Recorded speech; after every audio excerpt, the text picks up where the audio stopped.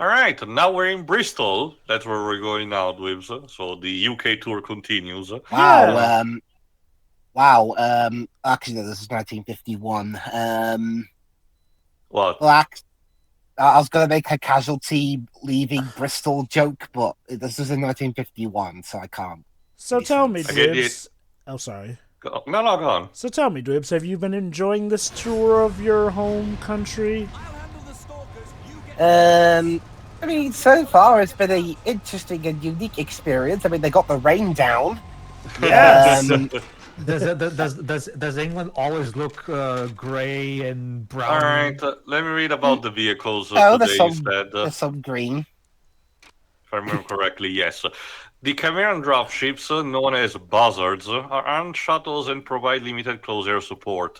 Advanced propulsion's units create a dramatic lift, allowing them to be better armored than equivalent human aircraft. Dropships bring Chimera troops into battle via external transport containers.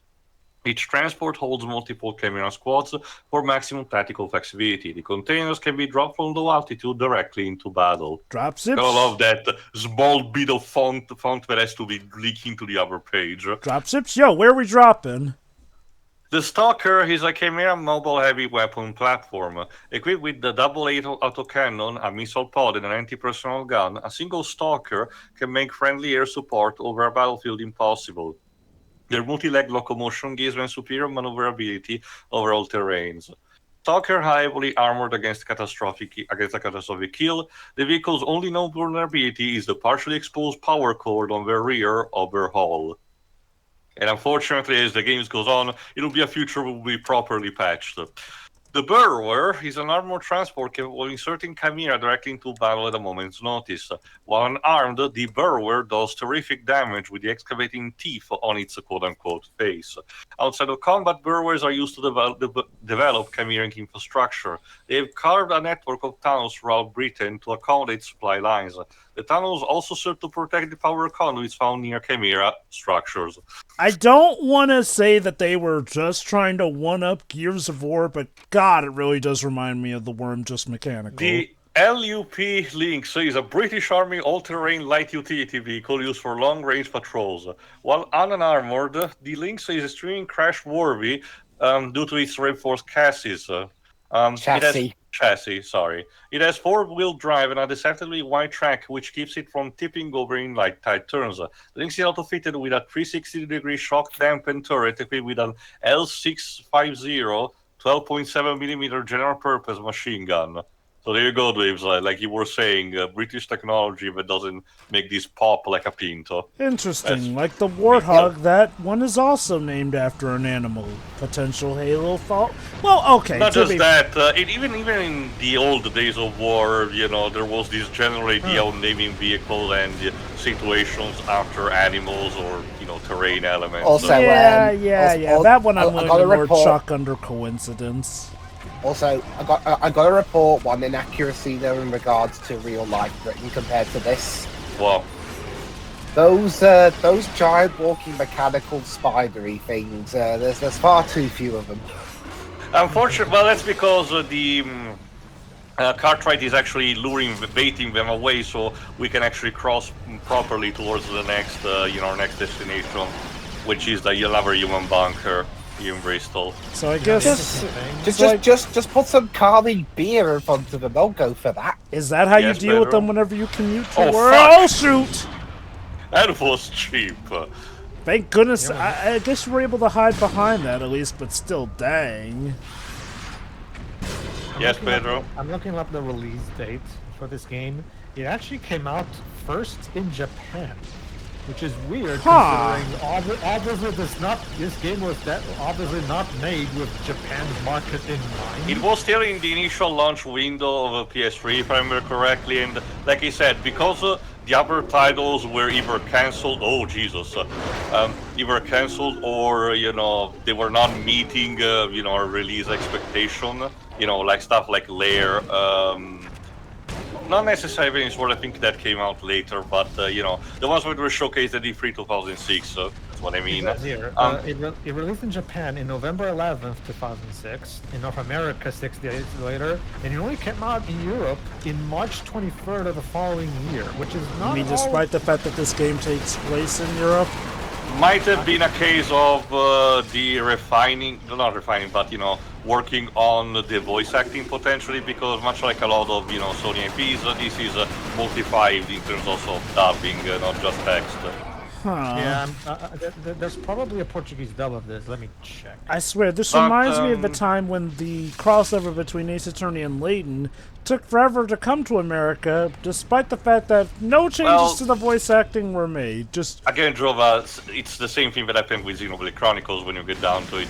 It's a case where these days it's taken more for granted because thankfully the standards have changed and we don't have any more situations like, say, games not being localized at all or receiving complete wide release dates depending on the country.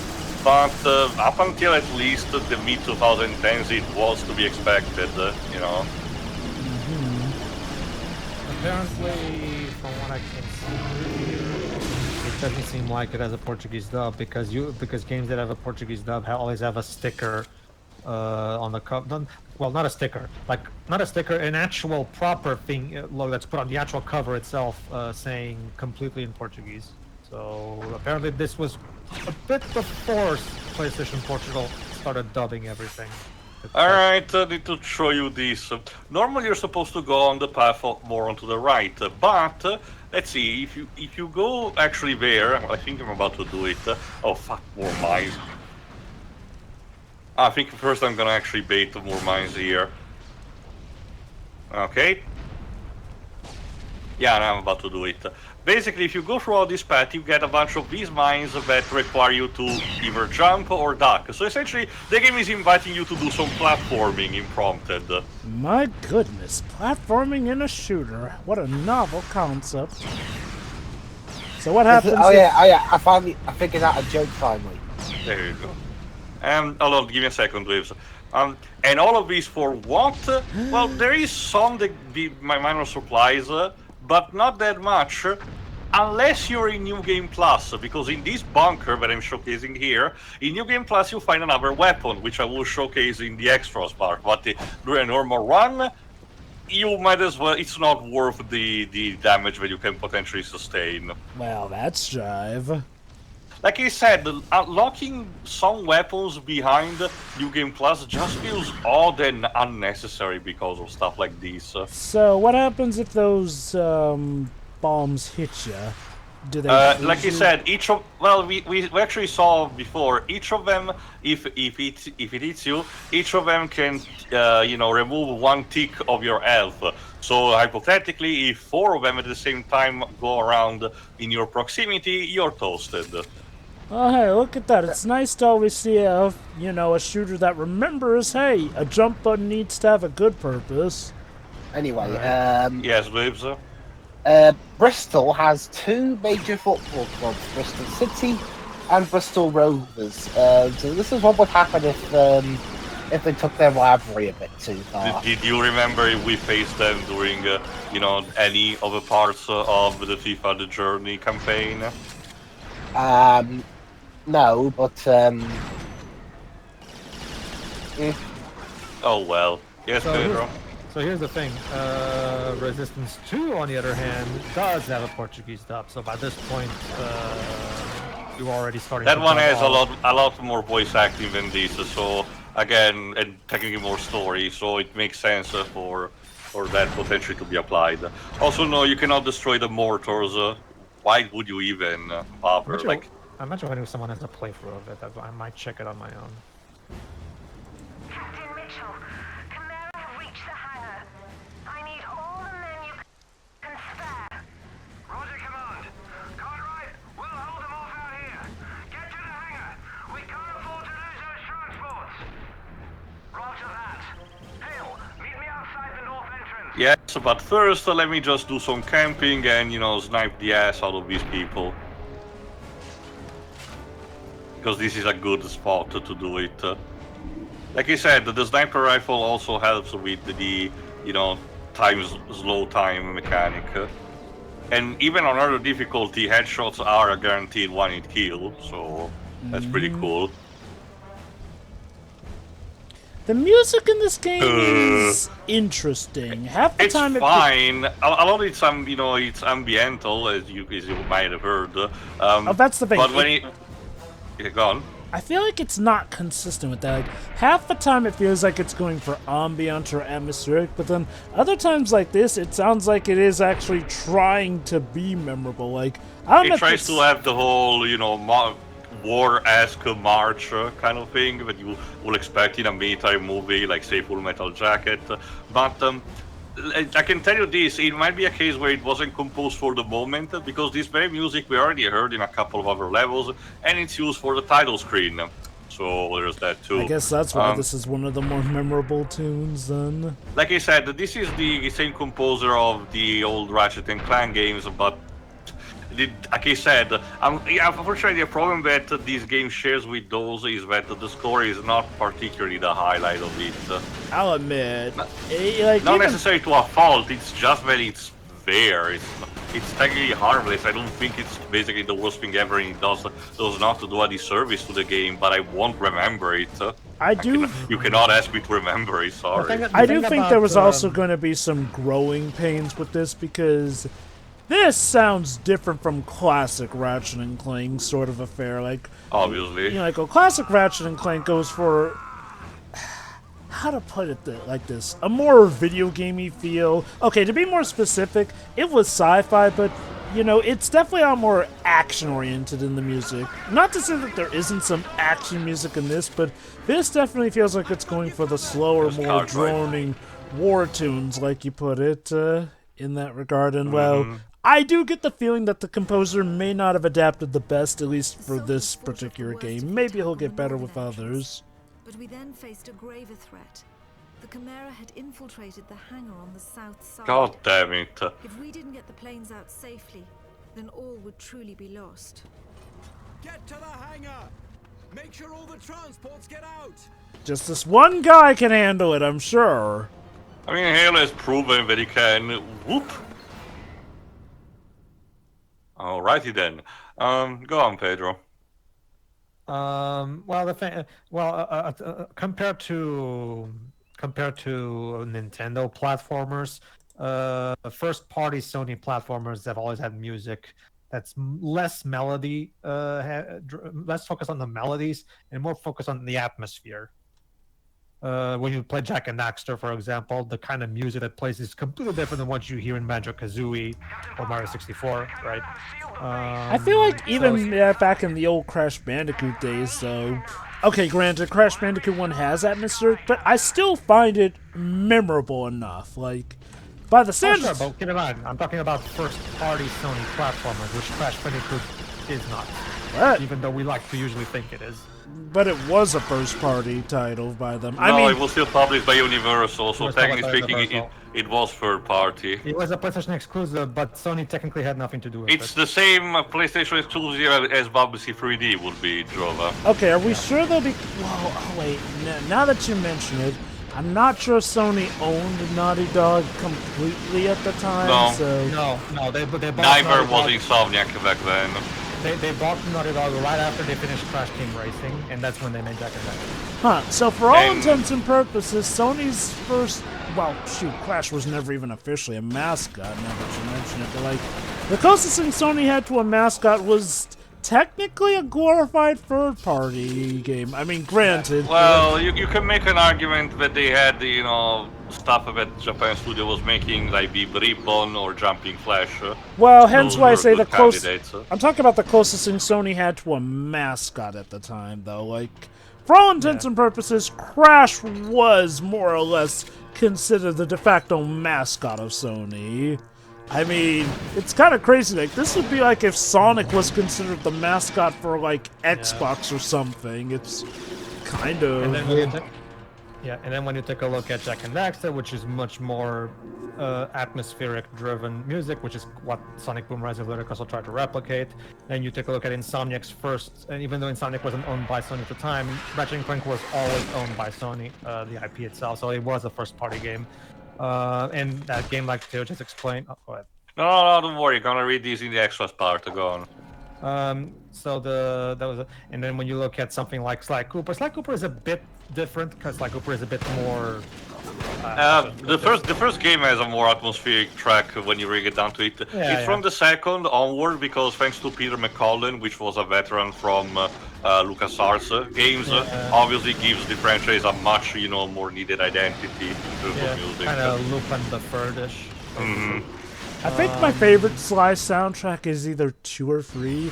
And for as many problems as Thieves in Time had, I will give it this, that it does have some pretty good music tracks. For that one, Peter McCollum actually has a full-blown, set of real instruments to use, and it shows, the upgrading quality. So, like I said, go on. As for Bullseye. So here's the fun thing. Gears of War, the first game was also released in November 2006, so they were direct competitors. There's another game that I think is a better comparison to have with this, but I'm gonna mention it, at the end in order to give it a bit of a context as well. It's not neither connected. It's not connected to any of the major, publishing houses. Sure, but the funny thing is that so like I said, Resistance came out on November 11th in Japan, whereas Gears of War came out in North America November 7th of the same year. And get this, the European version of Gears of War 1 came out on November 17th, 2006, the same day that America got the first Resistance. Can tell you that the marketing of the first Gears was much more prevalent here than the one of Resistance, because I can tell you that fucking trailer using Mad World, was all over the place. The Mad World trailer is regarded as one of the best video game trailers. For all Microsoft's troubles now, I can't fault that. Back when they were entering the game scene, they definitely had their game faces on, especially with the 360. Well, okay, I only mentioned it as an example, Joe, because for giving another side of the coin for this, I honestly don't remember any type of marketing that Halo had in my country. It's still relatively known, mind you, so it's not like, it's not famous or anything. It's just the fact that when it comes to advertising it, they did not really do a good job for mainstream products. I don't know what I can say for your country, but I do know that over here, Halo was talked about. Like, let me put it like this: Halo was like even if you weren't into games, you heard about Halo back here at that time.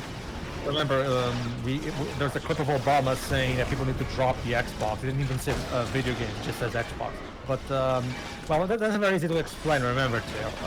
While the Xbox 360 was dominating in the US, here in Europe, while it was being successful, it wasn't to the extent that America was. So obviously, some of the marketing over here for Xbox was not as prevalent, especially considering how, while not doing too great, the PlayStation 3 did still do better even in its early years over here because they actually had proper localizations over here, so obviously they would do better.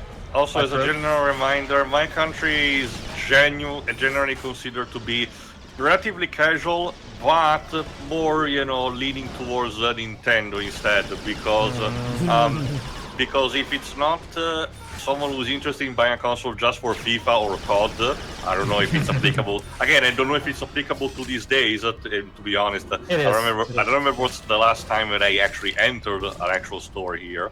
But if it's not for that, the biggest, strongest type of fan base is the one, for Nintendo.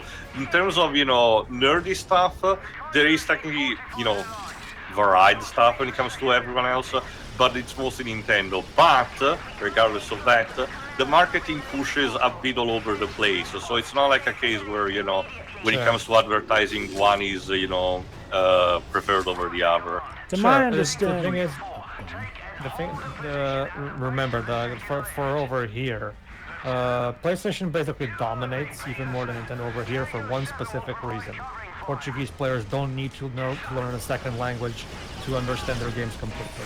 So that alone gives PlayStation an advantage over here, obviously, because Tails covered because Italian localizations of games have been a standard for a long time. Well, that is true, but like I said, I'm not a good example because you're talking to the person that had to learn to play Final Fantasy VII back when I was a child. Regardless, okay, by tail I meant your country, basically. Italy is covered because Italian localizations of games have been a thing for a long time. They're a standard now.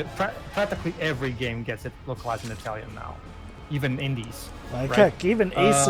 Yes, okay. When it comes to major releases from company, usually yes. When it comes to indies and Steam releases, it's not always a guarantee. It can happen, but a lot of times it's a thing that doesn't happen at launch and gets patched later on after it's requested, and sometimes it's a fan translation that gets incorporated. If I recall correctly, even as early as the DS era, we were getting games translated well enough for Italy. I know that actually the game with color, Pokemon was actually one of the first ones that did it. Oh, so even earlier then. There you go. Technically speaking, yes. When it comes to home console, technically, however, it was the PlayStation, the original one. I don't even think the Nintendo 64 did it. We did have the translation for the manual and the back of the box if we needed, but in-game, no. Which, like I said, it created a bit of a weird moment with Golden Axe, because the teacher weapon, the Golden Axe, was translated in a different way, because the word that can be used for axe can also be used to contextualize, clothing iron board. So the weapon is called basically like that, the golden clothing iron board. Goodness gracious. And yes, before anyone asks, the Ace Attorney games on DS do have Italian voices as well. Yes, although because of space in the cartridge, also, just to mention quickly, this section sucks, so use the far right and you'll have a better time. In order to save space for the cartridge, as I mentioned at the end of the crossover run, the Italian version of the cartridge comes equipped only with the Spanish language as the only other language selectable, not the English one. So there is that. That is really weird because, well, again, ever starting with the Apollo Justice, they did not do that anymore, and the crossover with Professor Layton is the only other cases where we got the full localization stuff, including also voicing cutscene, which is the only major time Phoenix has actually spoken in my language, and it feels very weird as a result. How does he sound in that, actually? I don't know if you ever mentioned that. Oh, I think I did, but just as a reminder, it's weird, like I said. I can elaborate another time. Yes, Pedro? The other day, me and Teo were watching the Worlds with You anime, and Teo revealed to me that the original DS release didn't get an Italian localization. We had to wait for the Switch version to get an Italian localization. Remember, Joe, it's something. Sometimes it happened like that during the DS era. And also the 3DS, Kingdom Hearts 3D was not localized in Italian for its original release, only with the 2.8 collection. Honestly, look at the map, Jova. Apparently Australia and America are technically fine. Well, given all the dangerous wildlife in Australia, I wouldn't be surprised if the aliens took one look at that and said, you know what, you can keep it. Yes, like Peter was just also saying, the Borderlands with You, I will mention this by the time we're recording this, we're also recording the final parts of the Borderlands with You run, and I will mention in more detail there. But basically, back when the game came out originally, DS, it was only in English for my country. Because Nintendo programs its games to be cracked, like a walnut, a ROM was easily to be extracted, as soon as the game, almost as the game, was released, and as a result, a fan translation was made, which was questionable to say the least. But thankfully for the Switch release, it was actually properly translated, and so is Neo from what I checked. I'm curious, that fan translation, did it have like... I'm not sure. I've actually looked it up, that fan translation. Okay, basically what I decided to do is, okay, remember that bit, hold on, is there, no, okay. Well, you can mention that during the Worlds with You run, Pedro. Especially because I think we're almost done with this level. Again, like I said, I'm only showcasing technically the the moments where I'm actually, you know, progressing decently through the level. But what Yeah. you're not seeing a lot of times where I died, that section that I mentioned, where you need to use the Farah in the particular bit of a bunker, that's a pain in the ass because, again, you keep getting swarmed by enemies who have a terrain advantage over you, they're in a better position than you, and even using some weapons like the Auger in order to try to get an advantage doesn't really work. And surprise, surprise, they had a couple of these, you know what I mean, you see right now with the Auger themselves, which, like I said, becomes incredibly deadly because, you know, cover does not help you. They have a shit ton of health, you know, so you need to try to get close and personal, bitch. And you know, try to deal them personally, which exposes you as a result. Like he said, you need to try to have that classic FPS Doom or Quake type of bravery or foolishness in order to try to brave through the enemies, even if it sounds risky. Again, this is basically the opposite of what the shooters like Gears were trying to do, where instead it tries to be more methodical, get behind a cover, use that as your advantage, and then pick around and try to kill them. Also, new enemy types, which I think I'm gonna check, if not in this part, later, which these particular Chimera, which carry the equivalent of a Tesla gun, which I think is called the Arc gun, which is one of the weapons you can get in New Game Plus only. So like I said, it's basically a tease. Piece of shit. Yeah, let me talk about the shotgun while we're at it. A good shotgun lives and dies by what else? The spread of a weapon.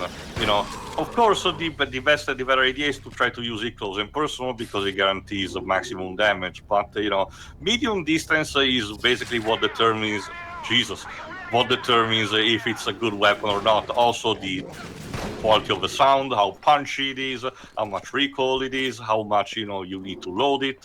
And this one is fine. Nothing very particularly ecstatic, but it does the job. The soldiers were finally able to fight off the Chimera in the hangar. I guess us reaching the point in that base signified that. 20 miles west. Well, it was happening at the same time. Basically, Hale was running to get on the other side of the bunker. I like how that implies that him showing up turned the tides enough for them to be able to escape, since that's what they're about to do, sent. actually. Uh-oh. Cartwright, you piece of shit. But yes, that means a vehicle segment where you get to pilot a stalker. Wow, sounds cool, except that the game stacks it still against you, so it kind of tries to remove a bit of a fun factor, because the stalker works in two ways, you're gonna see. It has a sort of a, you know, lateral movement, kind of like a crab, you know. It has a machine gun and a mortar cannon. You basically need to constantly spam the mortar in order to, you know, maximize, you know, the effectiveness against the target. Use the reticule as a reference, and the machine gun to try to go against the common enemies. The problem is that because of this, the game spawns you in this section which has 3 titans and a fuck ton of mortars which constantly try to aim at you. So you need to prioritize your targets, otherwise the now relatively, you know, medium type of health of your vehicle will be depleted very, very instantly. Like I said, you're only seeing me doing just fine in this level because I know what I'm doing. Someone who's just frosted in this is gonna lose almost immediately. Oh, like, I do notice that you're playing it incredibly careful despite being in a tank, like...